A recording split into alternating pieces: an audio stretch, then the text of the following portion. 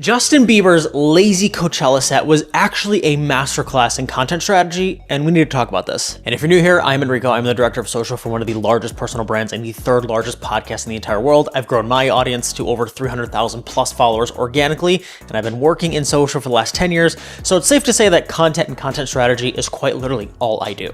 Now, I want to talk about this post that I have pulled up on my laptop, and I made this about Justin Bieber and Coachella, and this completely popped off for me on IG. It started out by saying, Justin Bieber pulled up to Coachella with a MacBook and played his hits on YouTube. People called it YouTube karaoke, low effort, worst performance ever, but here's what they completely missed. Justin Bieber didn't just perform a set at Coachella, he curated it.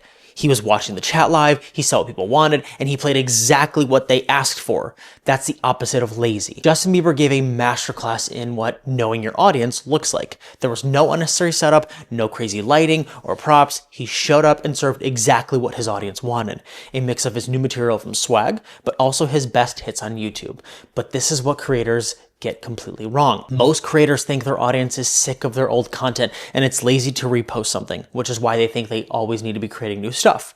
Bieber understood people need new and they need to be reminded of your best hits. The same goes for business owners. If you're a business owner or brand struggling to come up with new concepts for your content, go find your greatest hits. What got the most views, saves, shares? What do people DM you asking for? What converted the most customers? Those are your hits.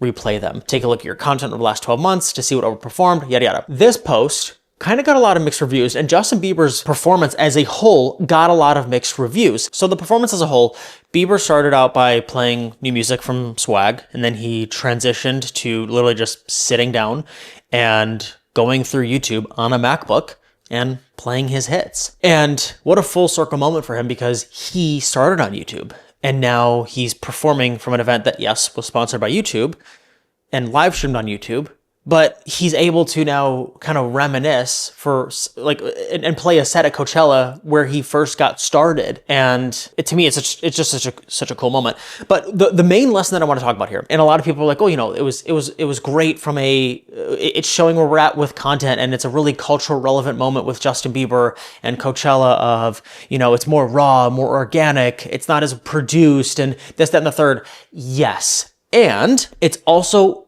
a good lesson from a perspective of content for you.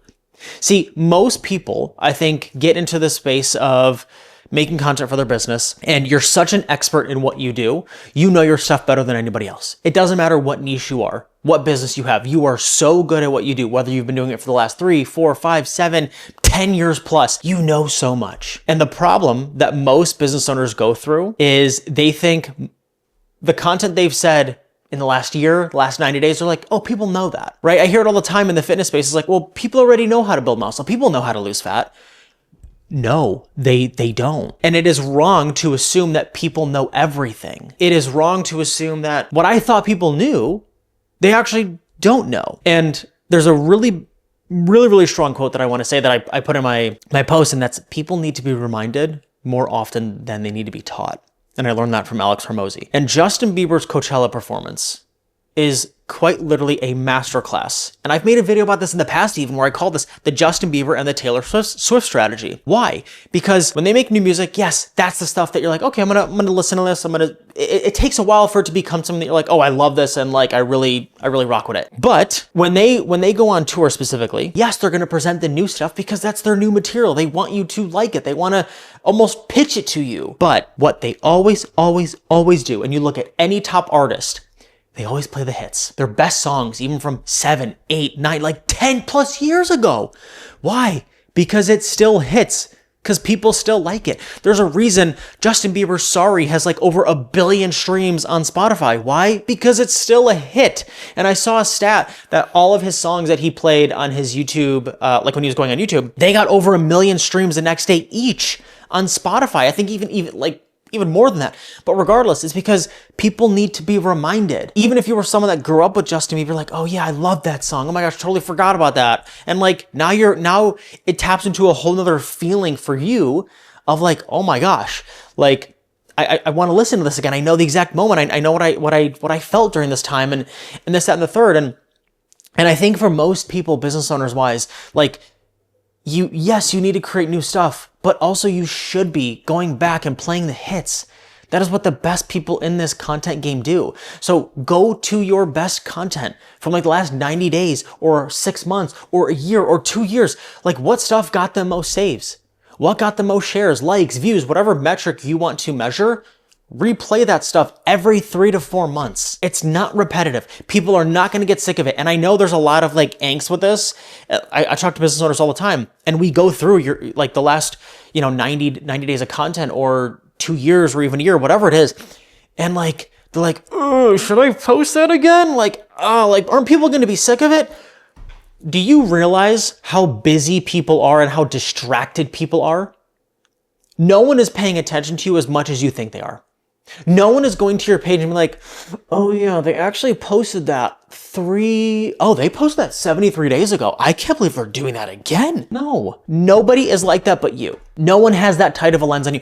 Like, do you really pay attention to how even your behaviors, when you scroll, do you remember the last 3 reels that you consumed?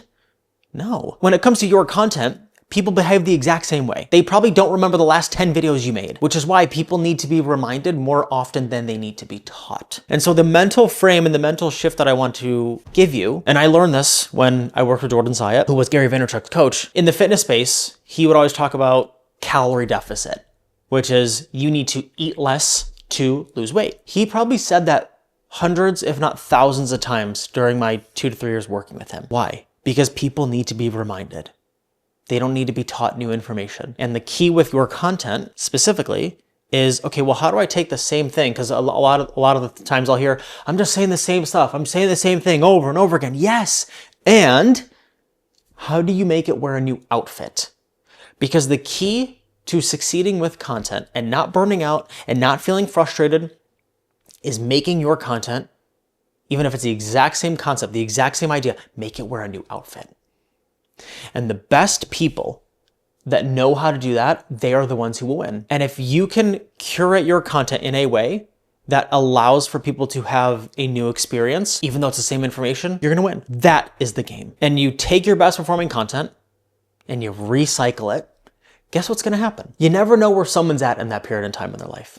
You never know when someone sees your video and they're like, wow, I really needed to hear this today. Or, oh my gosh, this met me right where I'm at. And so that's why repurposing your best content is important. You should be doing this every 3 to 4 months. And I want you to think about it this way.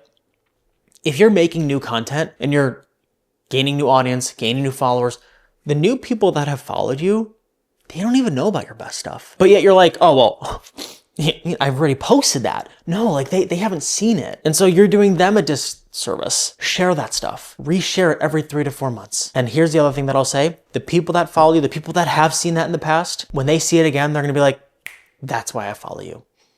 That's why I like you. Because if they followed you for that reason, if they liked it the first time, they're going to like it again. Give the new stuff, but make sure you hit on the stuff that people really followed you for, that really kind of grew you, that people really know you for, and then give them some new stuff still. Every 3 to 4 months, repost your best hits. You're not annoying people. I promise you, no one is paying attention as much as you think. It will only help your business. And if it did once again, it'll probably do well the second time. With that being said, I hope this helped. Make sure to subscribe. I'll see you next week.